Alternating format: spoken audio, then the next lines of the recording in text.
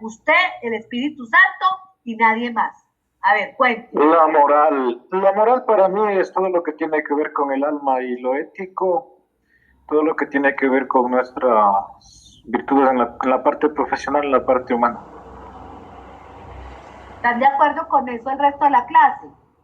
Sí, lo moral, más o menos, yo creo que también viene siendo como lo que hemos aprendido, como dijo el compañero, lo que hemos aprendido nosotros, nuestras normas de convivencia, nuestras normas sociales.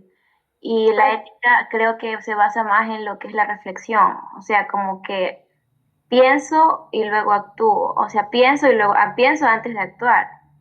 Pienso y luego existo. Ok, a ver, esa es una cosa que se ha cambiado. A ver, chicos. Primero, si yo me voy con lo que dice el compañero, pues yo no sé si tengo alma o no. ¿Quién ha comprobado que uno tiene alma? Eso se lo inventó la Iglesia Católica y hasta ahora ustedes siguen cuidando su alma, ¿cierto? Porque ustedes van a misa, porque ustedes hacen cosas buenas, ustedes cuidan su alma, pero a mí nadie me dice que realmente yo, Astrid Ortiz, tengo un alma. O sea, nada lógico me dice que yo tengo un alma, ¿ok? Entonces, ahí, si entráramos a este tema y estuviéramos hablando desde la filosofía moderna o la filosofía antigua, cuando hablábamos del ánima y el animus, que es otra cosa, pues entraríamos en un conflicto. Entonces, ahora bien, vamos a dejar como claro para que las próximas lecturas y los próximos temas que vayamos a tratar en relación con la ética y la moral los tengamos claros. A ver, la ética, bueno, empecemos con la famosa moral. La moral siempre va a estar unida a lo cultural. Entonces, por ejemplo, digo yo, mi moral o mi cultura como colombiana a mis 40 y 50 años me dice hoy en día con las redes sociales, me dice que yo me puedo ir para el centro comercial mostrando media nalga. Ahora les pregunto a ustedes, señores ecuatorianos y señoritas ecuatorianas, ¿será que eso es moral o ético? ¿Qué hizo? Claro, de ir a un centro comercial mostrando media nalga. Moral. Porque dijo que soy inmoral. Ya Sandra me dijo que hasta soy inmoral. A ver, María Sandra. Entonces sí. A ver, ¿cuál sería? ¿No sería más basado en los principios que tenga la persona si es que lo hace? Pues a ver, yo pienso que mi nalga no está celulítica, puedo mostrarla, y el que no muestra, pues no vende. Eso es uno de los temas de mi país. Puede ser la cultura. El que no muestra, no vende en Colombia. Uno tiene que mostrar para poder vender, ¿cierto? Entonces, es de acuerdo cultural, entonces, la cultura. Es la cultura. Usted a mí no me puede, como Sandra que me dice que soy una inmoral. Exacto. Ahí usted no me puede decir inmoral, porque mi cultura es así. Cuando llegaron las chicas venezolanas, ¿cómo vestían? Su escote, su faldita corta, y todas las ecuatorianas, estas zorras, estas yo no sé qué, estas yo no sé cuántas, estas para allí, estas para acá. ¿Pero por qué? Porque es que la cultura allá es así. Es diferente. Exacto. Y la cultura, adicional a eso, hay varios estudiosos, digamos, de este tema, especialmente antropólogos sociales, así se les llama, que estudian esto, que es la otra parte que tiene que ver con el clima. O sea, en mi caso sí sería muy terrible desde la cultura. O sea, ¿acá muestra una nalga? No, porque hoy todo el mundo muestra todo. ¿Sí o no? Hoy vemos en redes sociales que un poco más se tapa el pezón y ya, y se sale con el vestido y eso es lo de moda. Y entre más muestre, mejor. O sea, hoy en día el cuerpo se volvió un objeto para ser visto. ¿Listo? Entonces, si yo me voy mostrando la nalga, por ejemplo, yo vivo en Quito, me voy aquí centro y muestro la nalga, o aquí en el Escala, en Cumbayá, no pasa nada, porque eso es normal, en las redes sociales es normal. ¿Qué es lo anormal? Lo anormal es que yo lo haga en una ciudad como Quito que hace tanto frío. Imagínense esa nalga cómo va a estar de arrozuda. Eso es lo anormal. No, o sea, eso es lo anormal. Porque por el frío culturalmente nosotros no hacemos eso. Nos ponemos, o por ejemplo, ahorita que ya empezaron las lluvias, uno va tapado hasta el cuello, va con visera.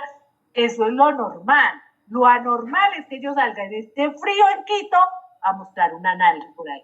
Eso es lo anormal. Entonces, eso es lo que yo puedo decir. No, ni siquiera puedo decir que es inmoral, es anormal. Si esto mismo lo hacemos en la costa, en Guayaquil, en Manta, digamos, ¿qué pasa? ¿Por qué? Porque es que allá hace mucho calor. ¿Por qué? Porque si usted sale a la calle, el sol lo vuelve negro en 2 segundos. ¿Sí o no? Entonces, ¿qué allá sí es normal? Usted ve señoras mayores con su short y es normal. Pero cuando hablamos de Quito o si hablamos de Cuenca, que es otro video, eso es como dice Sandra, y sí estoy de acuerdo con Sandra, inmorales. Pero inmorales, ¿por qué? Porque no es el clima para estar mostrando la nalga. ¿Ven? Eso tiene que ver con la cultura.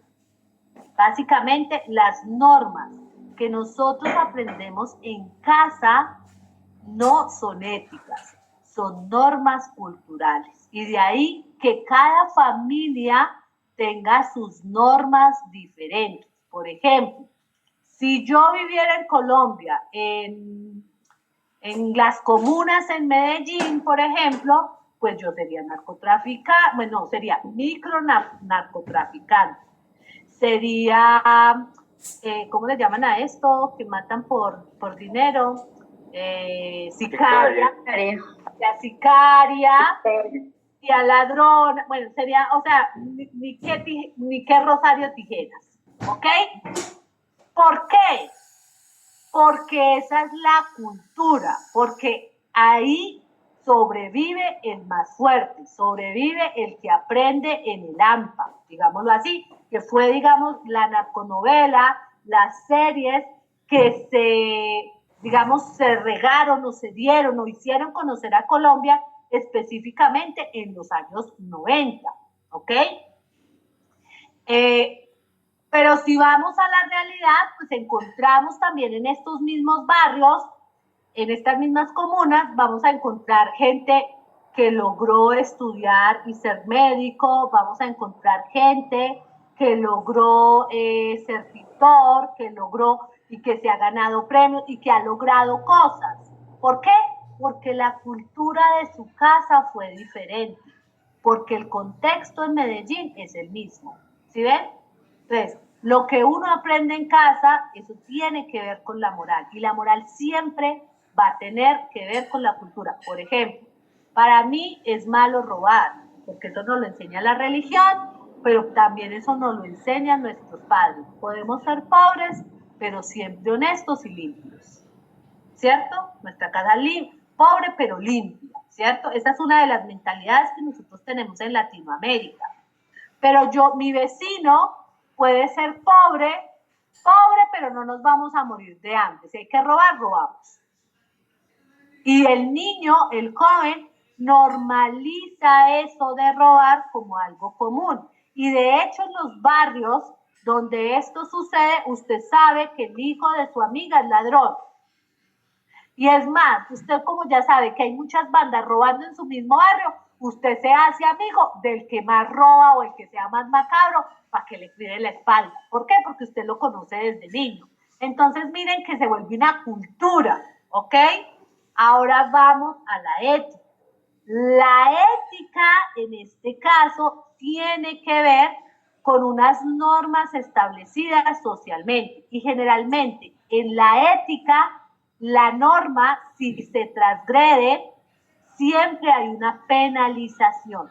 Esa es la diferencia. La cultura, yo puedo salir con mi nalga al aire, al centro comercial, las señoras me criticarán, otras te echarán las bendiciones, alguna vieja loca se acercará y me dirá, desvergonzada, lárgate para tu país, porque de una van a decir, esta no es ecuatoriana, esta no es quiteña. esta quién sabe dónde salió, ¿sí o no? Entonces me insultarán, de pronto hasta irán a poner la queja y le dirán al guardia de seguridad que por favor me saque del centro comercial porque hay niños y hay ancianitos que les puede dar un paro cardíaco. Ese tipo de cosas pueden pasar, ¿cierto? Pero no me pueden hacer nada más, porque además hay un artículo en la Constitución que dice el libre desarrollo. Y yo a mis 50 años me estoy desarrollando mostrando mis nalgas. Problema mío, nadie tiene por qué decirme cómo me he visto y cómo salgo a la calle. ¿Sí o no? Entonces, miren, eso es cultural. Pero si yo me voy y robo, si yo me voy y apuñalo a alguien, si yo me voy y plagio un libro y lo publico como mi libro, ¿a dónde voy? A la cárcel. Es decir, hay una penalización social. La ética siempre tiene que ver con mis derechos como ciudadano, pero respetando los derechos del otro. Porque si yo no los respeto, tengo una penalización social. Y generalmente esas penalizaciones sociales hacen que yo termine en una cárcel o pagando una multa económica. Esa es la diferencia que hay entre las dos. Ahora bien, cuando nos dicen, esta sociedad está en una crisis de valores, mentira, aquí no hay crisis de valores. Lo que tenemos es una crisis de identidad, que usted no sabe si es ladrón o es honesto. O sea, ahí está. O sea, usted no sabe. Usted sabe que el que va al gobierno puede ser honesto y se vuelve ladrón. ¿Por qué pasa eso? Porque hay una falta de identidad. Se olvida el origen, se olvidan las normas, se olvida lo que se aprendió en casa. Y ese es el problema. Los jóvenes hoy en día, por eso tenemos un problema serio de identidad. Los jóvenes hoy en día, usted les pone a leer un libro en inglés, si están en un colegio bilingüe, y él se te va a leer todos los libros en inglés que usted le mande. Póngale a leer uno en español a ver si se lo lee, si se lee siquiera la primera página. No, porque son aburridos. No, porque no va con la tendencia, con la moda, con lo que se está diciendo en internet, con lo que dicen las redes sociales. No, no sirve. No sirve. Pues no leo, no me interesa. Lo mismo sucede. Usted le dice a un joven, bueno, vamos al centro comercial a comer. ¿Qué quiere comer? Sushi. Ay, no, yo le voy a invitar a comer una guatita o un cuero con papas. Ay, qué asco. Por Dios, cuando esa es la comida nacional de nosotros, con eso nos criaron. Con eso crecimos todos, ¿sí o no? Y los que estamos en la costa, con el biche de pescado, o sea, que con eso, con la menestra, con eso crecimos. Entonces hoy estos niños, adolescentes, jóvenes, incluyendo los niños, ellos ya están internacionalizados, entonces ellos comen es comida internacional, y lo que tenemos aquí, ¿qué hace? ¿Qué hace? Miren, no es una crisis de valores, es una crisis de identidad, que ellos se creen, además porque tenemos dólares, se creen que son de Estados Unidos, se creen que son lo mejor de Latinoamérica, cuando realmente no están viendo la realidad del país, donde niños tienen que volverse sicarios para poder comer, donde existen muchos ecuatorianos que tienen que vivir con $1 al día una familia, etcétera, etcétera, y ustedes ya saben el resto. Entonces es una crisis de valores, y ahí es donde entra, por ejemplo, la literatura, y ahí es donde empieza el proceso de teoría literaria.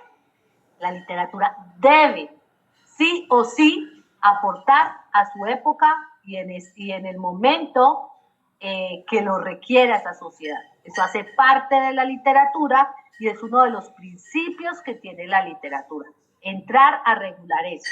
Pero ¿cuál es el problema que nosotros tenemos en este momento en términos literarios en el Ecuador? Esto ya es crítica literaria, que nosotros no leemos literatura ecuatoriana, a pesar de que el Ministerio de Educación nos dice que tenemos que leerla, pues sí, nos ponen ahí unos textos y uno siempre lee Las cruces sobre el agua, uno siempre lee Los Aguilimas, y uno siempre lee, se me olvida la otra, la que es la de los indígenas, que se Guasipungo.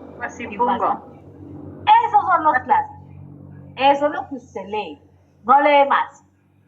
Y dejamos por fuera otros textos que justamente sirven para explicar por qué los ecuatorianos somos así y no somos iguales a los vecinos, porque somos diferentes, porque somos únicos.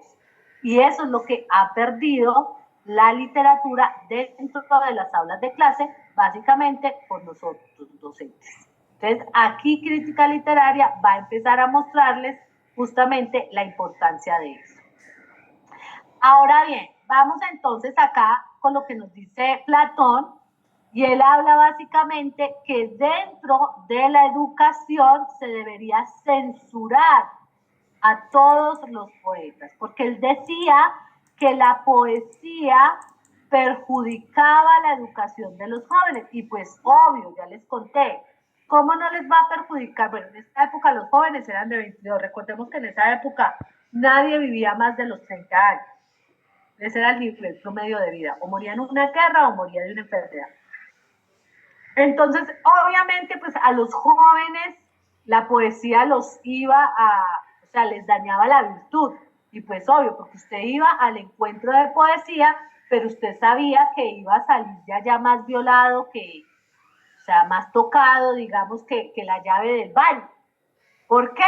Porque esa era la metodología de estos encuentros, de estas tertulias literarias, donde el alcohol, el sexo, pues hacía parte justamente de ese famoso Dionisio que estaba allí embriagando los sentidos a través del arte. Y en este caso, pues el arte era la música, la poesía, ¿ok? Entonces, obviamente, ahí uno tiene que estar, yo personalmente estoy de acuerdo ahí con mi querido Platón. O sea, no hay nada que hacer. El man ahí, sí, muy inteligente para verla. Bueno. Ahora bien, vamos entonces a ver el siguiente de nuestra lista, que en este caso, bueno, acá está igual. Platón, él decía que básicamente todos los poetas eran ignorantes, justamente por esto que les estoy diciendo, y aquí sería chévere que ustedes leyeran el libro 2 y el libro 3, e inclusive el libro 10 de la República, donde justamente él hace una gran argumentación de la importancia de la educación y obviamente pues de la poesía en su época, y porque esto transgredía a lo que ellos después, a lo que ellos digamos nombran como la moral.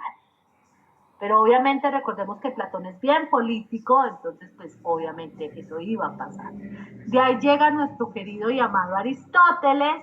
Aristóteles, pues aquí él va a tomar las tragedias específicas de su época y a partir de esas tragedias, él es el primero que ya da la teoría, digamos, él ya empieza a poner términos para el análisis literario. Entonces, él nos va a hablar, por ejemplo, sobre la catarsis, que la catarsis, digamos, se utilizó hasta el siglo pasado, se utilizaba este concepto de catarsis en la literatura. ¿Y qué era la catarsis? Pues el punto álgido, el punto boom del texto narrativo, el punto donde, digamos, se encontraban todas las emociones frente a una realidad que me presentaba el texto. Es decir, ese famoso problema que está ahí en suspenso, si se va a poder solucionar o no en la trama del texto narrativo. Entonces, él es el primero ya que empieza a dar términos dentro de la teoría literaria. Y de ahí, pues también nos va a hablar de otro tema, que es la agnórisis, que básicamente es el reconocimiento, el reconocer parte de mi realidad en esa realidad presente en el texto. Entonces ahí nosotros tenemos que hablar pues justamente de esta famosa verosimilitud, ¿cierto? Que es un término que va a surgir mucho después y que básicamente en este caso se relaciona directamente en esas emociones que me despierta el texto y que en este caso yo la siento. Entonces, por ejemplo, vámonos al cine. ¿Quién de ustedes no lloró cuando liberen a Willy? ¿Quién no le salió una lágrima cuando pensaba que Willy iba a caer y ¡pam! Iba a aplastar al muchachito? O sea, no me van a decir que ninguno, todos lloraron con eso.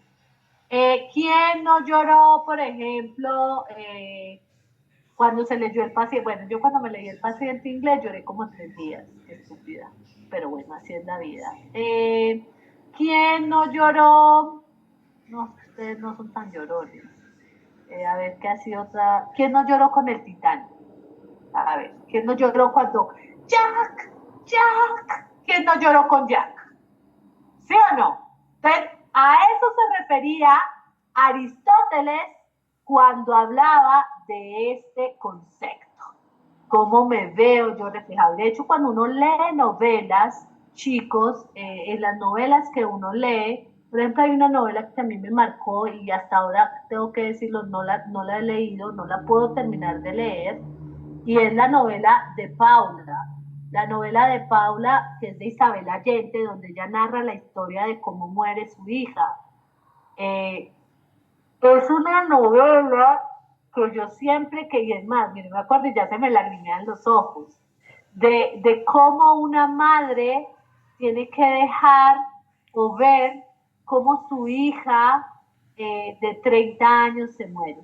Y tiene que acompañarla en ese proceso de muerte.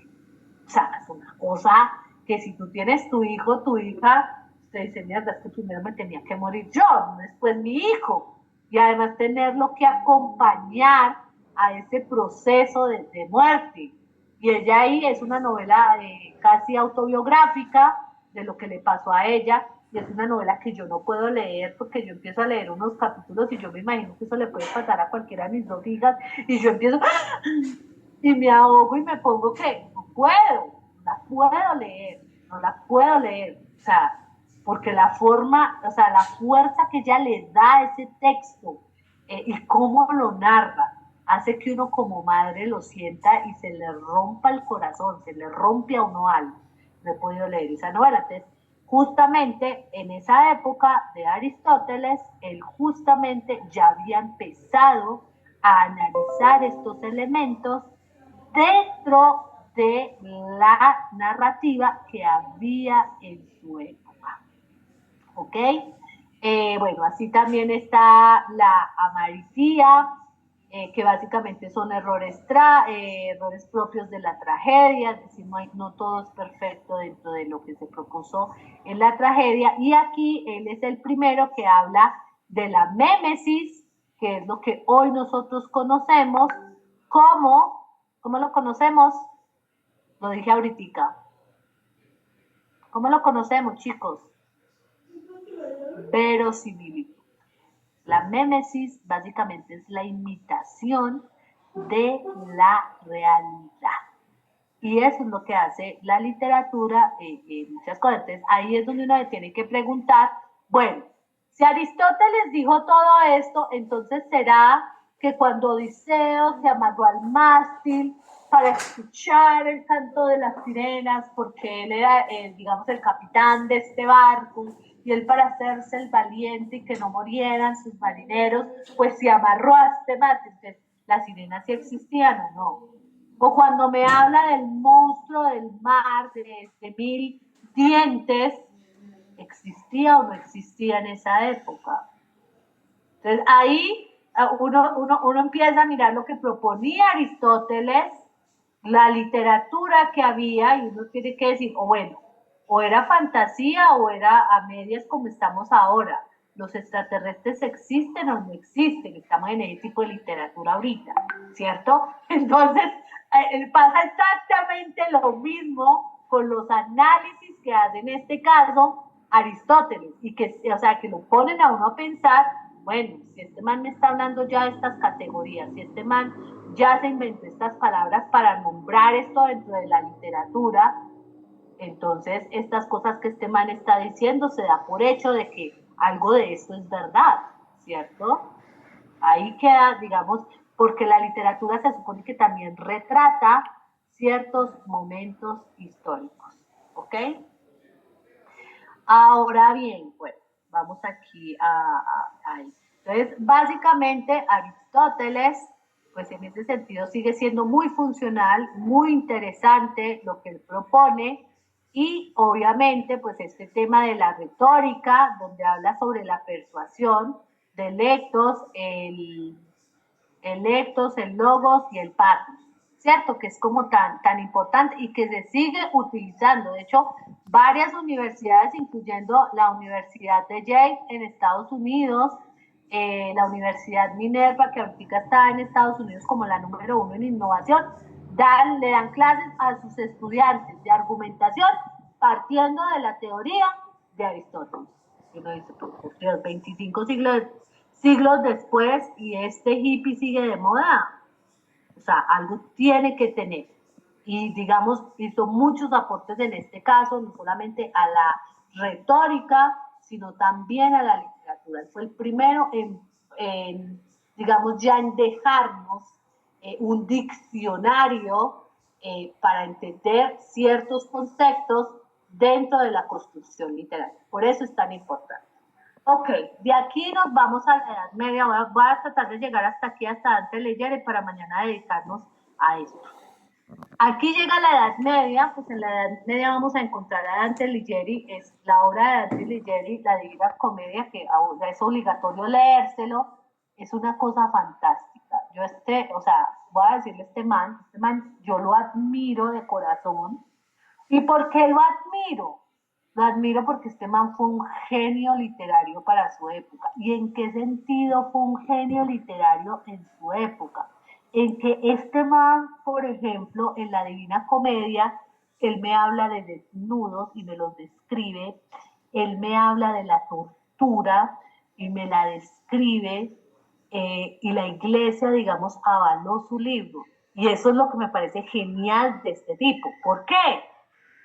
Porque hablar de desnudez en esa época era pecado. Mostrar la mano, o sea, mostrar esta parte de los dedos, o sea, que usted mostrara esta partecita de su mano, era pecado. Y este man me habla de desnudos, este man me habla de tortura, este man se burló de la iglesia en su cara de forma irreverente para venderle la idea a la gente de esa época que la iglesia fue torpe en ese sentido, de querer entender que él había hecho un libro para que el resto de los cristianos vieran todos los sufrimientos que iban a tener en cada uno de esas 9 esferas que componen el infierno de Dante. Pero realmente si uno se pone a analizar ese texto, ese man lo que habla justamente es de 9 esferas de la sociedad, que inclusive hoy sigue siendo vigente su discurso en cuanto cuando nos habla sobre los políticos, cuando nos habla de que él se encuentra allá a su profesor y este le dice y le cuenta y que para él era, digamos, la persona más, era su maestro, pues él era su pupilo, y encontrárselo allí en el infierno y todo lo que le dice filosóficamente para entender el mundo, el man es fuera de este mundo, fuera de este mundo. O sea, es un transgresor a mi modo de verlo para su época y lo sigue siendo hasta el día de hoy. No es gratuito, que siempre en muchos congresos, cuando hablamos de literatura general, literatura universal, Dante Alighieri salga ahí.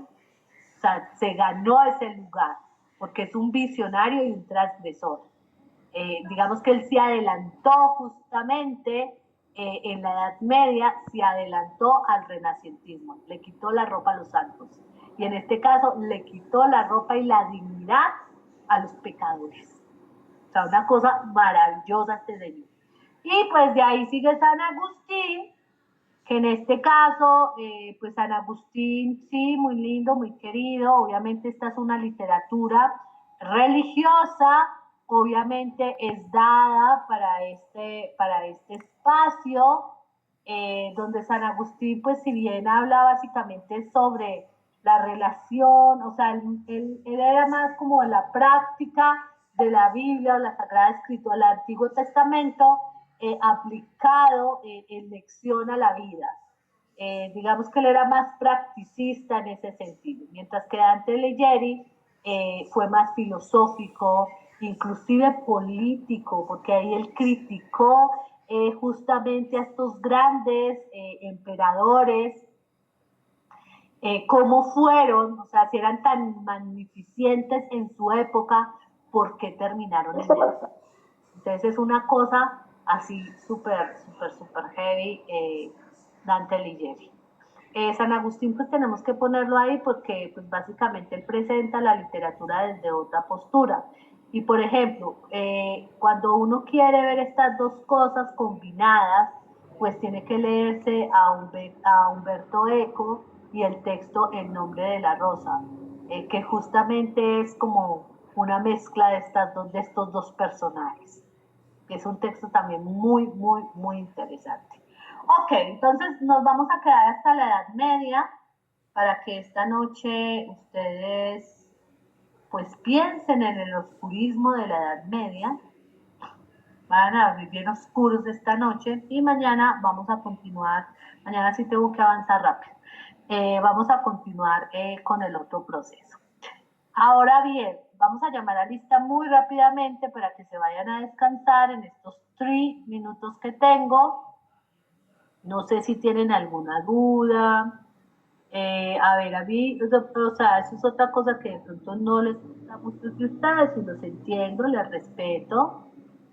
Yo soy muy informal en mi forma de hablar. ¿Por qué lo soy y por qué lo debo ser? Porque si bien la academia es un espacio que siempre se ha creído que es un espacio de culto, es un espacio de respeto, pues sí, obviamente lo debe ser, eh, pero la dinámica de comunicación hoy en día cambió. Y yo no puedo seguir especial, o sea, yo siempre he tenido esa visión desde que soy docente. No me gusta mantener, digamos, eh, un discurso muy apegado a lo académico en términos de protocolo, porque generalmente esos chicos termina, y miren que yo les digo chicos, eso termina por generar barreras que realmente no dejan que uno acceda al proceso de enseñanza como debería ser.